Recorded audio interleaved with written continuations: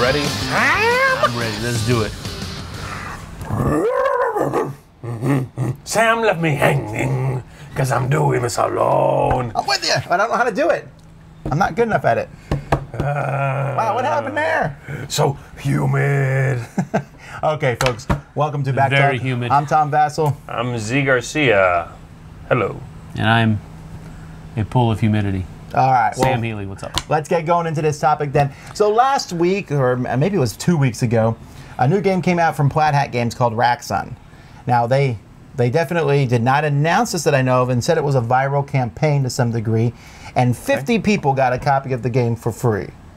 All right, they sent it out to 50 people. Okay. All evidence on the table, not us, okay? Well, no, I'm just saying that out there. So we don't... Yeah. We were not involved in it. I didn't even really know anything about it. I just saw like rumblings of it on Twitter and Facebook. Correct. Roy Canada, one of our reviewers, got it and reviewed it. Each person who got a copy of the game got 3 invites that they could then give to other people. Those people had to buy a copy of the game. So technically it could be 150 people. And I guess when those people get a copy of the game, then they have 3 invites and so on and so forth. Okay. And the game itself, again, it's taking whether the game is good or not because we don't know. We haven't played it. It's set in a Dead of Winter universe. It looks interesting from Roy's review. Yeah, it does. And it's based on Raxon. It's the company that is the cause of the virus. It's like the Umbrella Corporation in that movie. Right. Resident Evil. Well, that video game, too. Yeah. So the whole concept is kind of a viral marketing campaign, which I'm sure is because the game is about viruses to some degree, or starting this virus thing. And we had this discussion about it. I talked about it on Board Game Breakfast, and so I wanted to feel you guys out on what you thought of this campaign. Because the campaign is kind of like a, hey, I got a game, you don't have the game, you know, would you like an invite? Do you want to be part of this cool event? Right. And my first reaction to hearing about this was somewhat negative. Not, again, because of the game and not because of Plaid Hat. I think Plaid Hat is a fantastic company. I like their stuff. I like the people there a lot. But I felt that it preyed upon that whole, I don't have something and I must have it. And it's hard concept. to get, so I need it. Right. Well, I guess so. I mean, I don't know. I guess I feel that less than other people do. That whole, if somebody else has it, I need to have it. My only thing is that I'm a huge Dead of Winter fan, and so my interest was piqued just because it's in the Dead of Winter universe. So I felt the desire to have it a little bit, but it wasn't like a need. It wasn't like something that I must have, and if I don't have it, I feel like I'm missing out on something. But again, if they come out with this game, yeah, and you're like, ooh, Dead of Winter, you watch a review from Roy Canada, from anybody, and you're like, ooh, it looks fantastic. Yeah, I would like that game. Right. It is released. You can't buy it. Well, if that's the case, I'm on the phone to Roy. Can I get one of your invites? I don't see that as a problem. Because you know Roy, okay? Most people can't call up a reviewer. So reviewers don't have friends? I'm just saying, people can get a hold of it if they really, I mean, I kind of, if there, you know, there's a phrase that I've always kind of come back to, if there's a will, there's a way. If you want to get a hold of something, there's a pretty good possibility you'll be able to get a hold of it. You might not be able to pay dirt cheap prices like somebody else might have been able to do. You might have to pay more for it, but there's a will to, there's a way to get what you want. Doesn't that kind of compound the problem, though? Someone who gets a code and gets the game and then flips it. Yeah, well, that's like that's life. I don't think that happens with everything. That's actually almost literally. I'm not worried about there being enough. This sounds like almost like where Gmail was in the beginning, right? In Gmail, I got some invites, and I would send those people. Then they had Gmail, and then they would get invites to send other people. So if you really want the game, it's going to spread out there to get it enough. Right. I'm wondering, though, that the method of the game makes the game seem better than it is. And so I don't want this to be just about Plaid Hat and Raxon because, again, that's just a single thing. But I want to talk about that, and Kickstarters do the same thing. Get an exclusive thing for Kickstarter, get the exclusive content here, and get it now. And I worry that that preys upon the, I need to get this because it's probably good, and if I don't get it now, I will never get it. Right. You realize we're part of that engine, though. We are literally part of that engine. Well, if we get a game that is marketed that way and we like it, we become part of that engine. So you can't growl against that engine too much, otherwise you're starting to defame your way of life. No. I get that. We're part of it, and you mentioned this. We talked a lot about this off camera. You know, you mentioned that this is marketing, right? This is how marketing works. Marketing makes you feel like you need to own that whatever you don't have. Yeah. My concern about this one is the marketing is comes from people, not you. Like, one of my biggest problems with Kickstarter is when someone reaches out to me and wants me to back a Kickstarter game. Not because they think the game is great, but they need me to back it so that it reaches a stretch goal to make their game better. It's advertising. Well, I know it's advertising, but it's using the people you're advertising to advertise for you. Right. That's, again, and those people are sometimes advertising for you, not because the game itself is good. Why do people make movie trailers? So that people can watch them and then talk about them at the water cooler at work. And then... Well, when you say people, you mean like a company that makes a trailer, or... No, I mean, why do companies make movie trailers? Why do... To sell the movie. Exactly. Right. So... Yeah, but then when the movie comes out, you don't get a ticket, and then no one else gets a ticket, and you may give out 3 tickets. Right. No, I'm not saying... I understand that. It's a marketing ploy. That's all it is. Right. So advertising's fine. Limiting access to the product is really a different thing. It's not an advertising, unless this is not the first time this has been done, though. No, I know, but that's right. That's why I'm asking what are their thoughts on it. I'm not saying, you know, obviously advertising out there. There's good advertising. There's people who just blatantly lie in advertisements. Right. We're not talking about. I mean, advertising is going to be out there, and yes, we're definitely part of the machine. I'm talking about this specific way of advertising where it is a limited thing. And it's deliberately limited. It's not limited because there's only 15 of these monkeys in the world left in existence. Right. And sometimes it's not even limited. It's made to look like it's limited. Right. And again, I don't know, and I'm not accusing Plaid of anything. I want to keep saying that here because I'm not. I'm just curious. It irks me more on Kickstarters. Like, get this deluxe cool thing on this Kickstarter, because if you don't, you can never have it again. To the point where if the company reneges on that sometimes, they're like, oh, we have an extra 60 copies of this game, and they sell those to people. People who got the copies of the game are really mad. Right. Why? Because they were promised that this would be exclusive. I don't know. I guess I'm the weird one, because... No, I don't think you're the weird one. If somebody says that we are giving this game to 50 people. I haven't heard them say that it's been exclusive yet, first of all. No. And again, we don't know because they haven't talked about it. They gave it to 50 people with each one having 3 invitations in it. Those 3 invitations get out, so 150 people now purchase that game, and maybe they have... That's not they're unfolding the times... I'm struggling with the word.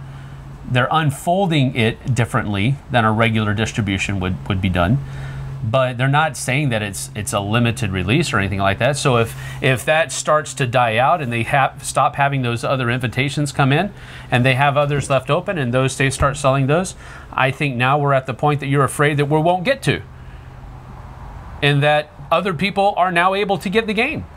Again, I don't know if this is like a deployment system and eventually anybody can buy it. I don't know. And if that's the case, this doesn't bother me as much.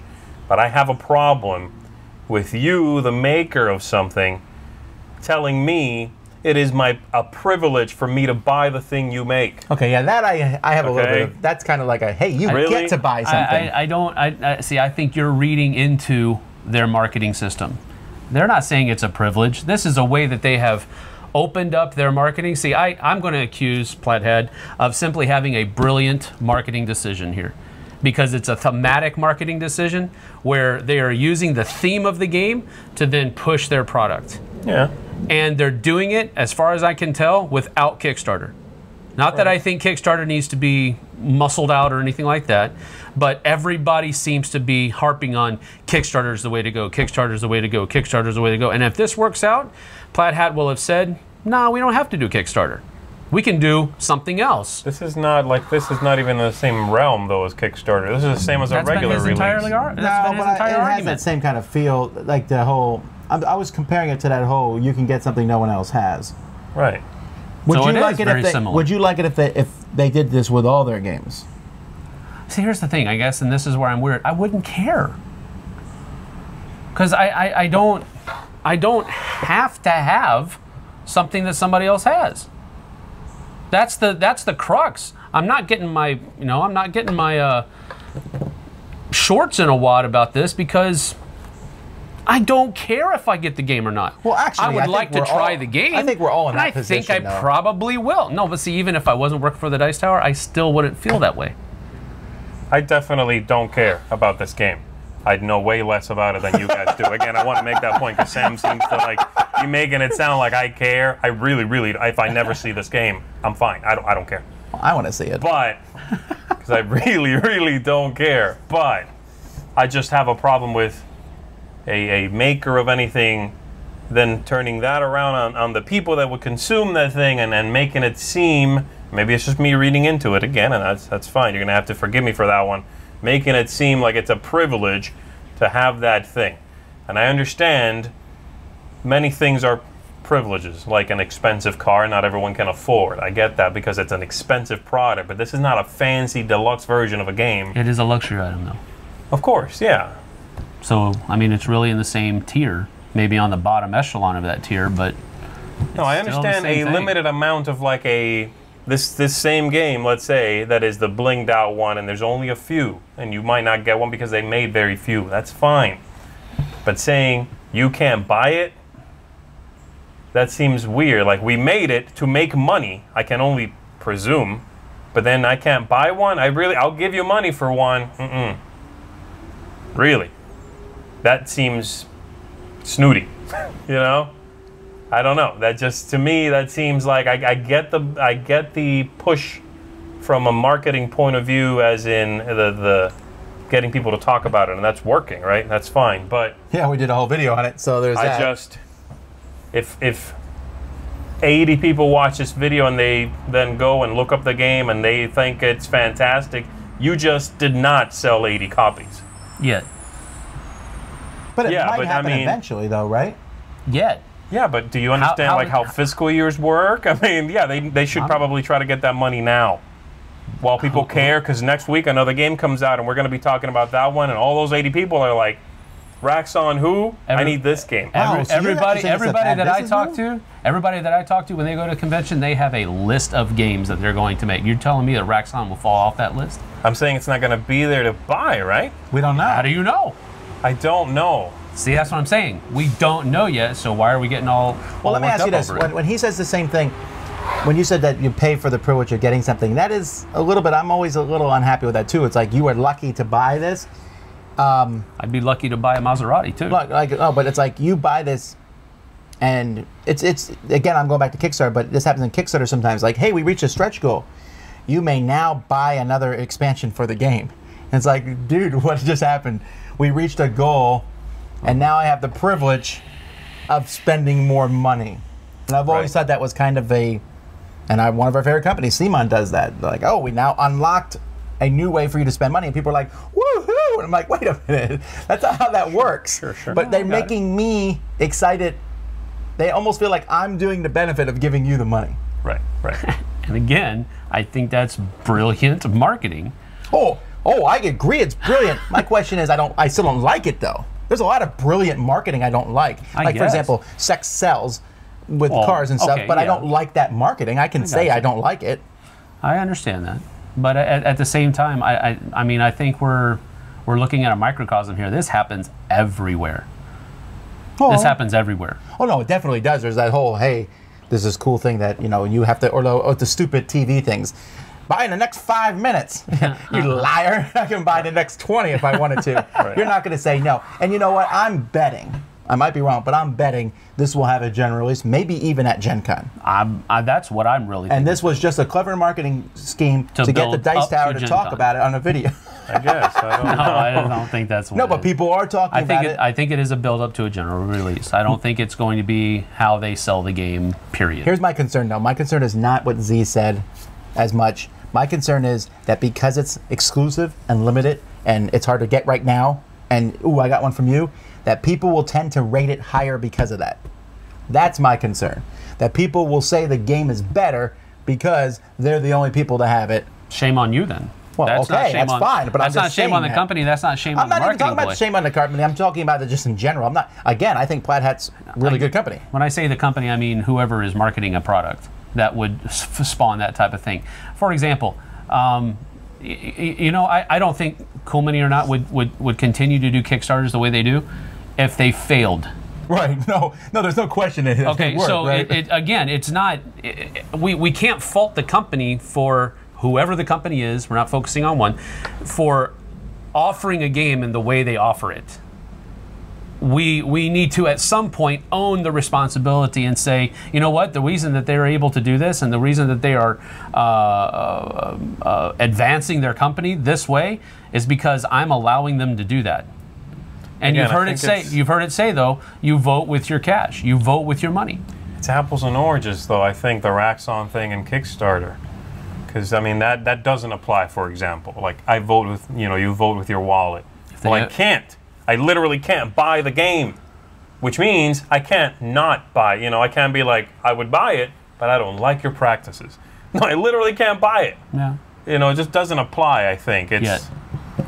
So I'm not sure. I really think yet. I would assume they want to make money. So I would assume so, too. Right. And it makes, and then in that point, I just go back to my I really don't care about this game argument, Actually, I think you would really like the game after watching Roy's review. I might, but I haven't seen the review. I really don't care. It seems down here. I haven't, been So you're saying that the marketing actually, but that is a reasonable thing. Marketing can actually push you away from a game, Yes, it too. can. So in this case, it has for a little bit for you, right? I did not care either way. It's, it's in the Dead of Winter universe, which I don't care for. But it's post-apocalyptic, man. I just don't care. But the marketing is not doing it any favors in my eyes. But again, they're losing me. They're not really losing me. So maybe that doesn't matter, The only thing I can do is comment on it from my point of view. Yeah. But no, it did not really pull me out of buying a copy. If I was interested in the game, I would have a bigger problem with it than I do now, because I would want a copy. And if I wasn't in the Dice Tower and could get a copy, yes, I know I don't need it. I don't need most of the things in my abode, but if I want it and I work for a living and I normally can buy it, that would, I wouldn't lose any sleep over it, but I would still feel like, man, you know what, keep it. I don't want it, even when I can buy it. Because there's so many choices. So it would bother me more if I cared for the game. That's what I'm saying.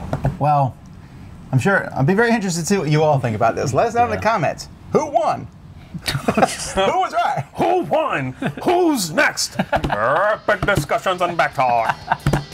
Anyway, until next time, I'm Tom Basil. Z Garcia, thanks everybody. Sam Healy. See you on the flip side, folks.